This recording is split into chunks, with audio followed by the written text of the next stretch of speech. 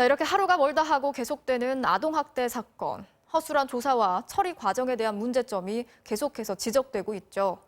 가해 부모들의 말만 듣고 조사를 끝내버리는 경우가 많아서 결국 안타까운 결과로 이어지고 있습니다.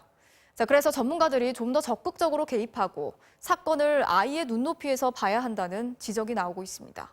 남효정 기자가 취재했습니다. 태어난 지 2주 만에 부모에게 맞아 숨진 아기. 구급대원이 엄지손가락으로 심폐소생술을 해야 할 정도로 작았습니다. 그런 갓난아기를 아빠는 4차례, 엄마는 3차례 학대를 가한 것으로 조사됐습니다. 분유를 토해서 자꾸만 울어서 오줌을 싸서 아기를 침대로 집어던지기까지 했습니다. 아이한테 하고 싶은 말 없으세요? 부모는 이미 1년 전 생후 3개월 된 첫째 딸도 피를 흘릴 정도로 폭행해 분리조치됐고 아동보호 전문기관의 관리 대상이 됐습니다.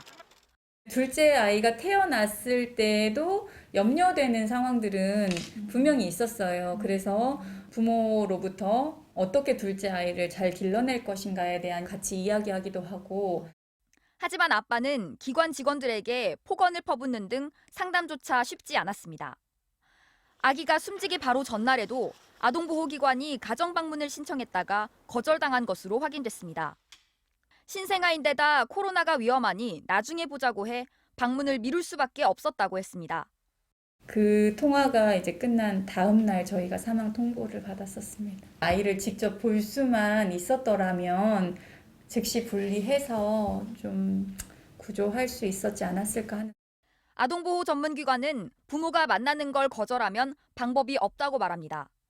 부모의 동의 없이는 사실 그 아이를 대면할 수 없는 그런 구조상에 있었습니다. 네. 저희 같은 외부 기관에서 법으로 저희가 밀고 들어갈 만한 권한은 없었어요. 지난 2013년 소풍을 가고 싶다고 했다가 의붓어머니에게 맞아 숨진 8살 서현이. 욕조에서 숨진 채 발견된 서현이는 갈비뼈가 16대나 부러져 있었습니다. 어린이집 교사는 서연이가 4살 때 학대가 의심된다고 신고했지만 부모는 강력 부인하며 개입을 거부했습니다. 지난해 숨진 정인이도 마찬가지였습니다. 양부모는 어린이집 원장이 정인이를 병원에 데려갔다는 이유로 격렬히 항의했고 학대 징후를 포착한 의사가 경찰에 신고를 해도 아무 소용이 없었습니다. 같이 갔잖아. 뭐 같이 가지는 않으셨지만 저희가 병원 갔다 와가지고 어떤 상황이었는지는 또 그쪽으로 보면 했어가지고. 현장 조사를 나갔지만 양부모가 마사지를 하다가 멍이 들었다, 놀다가 다쳤다고 우기면 그만이었습니다. 아동학대 사건은 아동 스스로 항변할 수 없는 데다 가정 환경상 특이점이 없는 경우 부모의 주장이 그대로 받아들여지기 쉽습니다.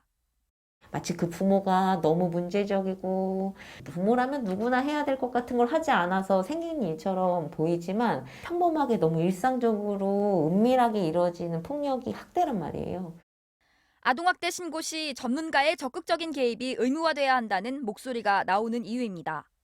부모에게는 그냥 참고만 할 뿐이고 부모는 가해자라는 것을 명심하셔야 될 것 같고 정확한 상황 판단을 전문가들이 같이 협동해서 해야 하는 것이 맞다고 생각합니다.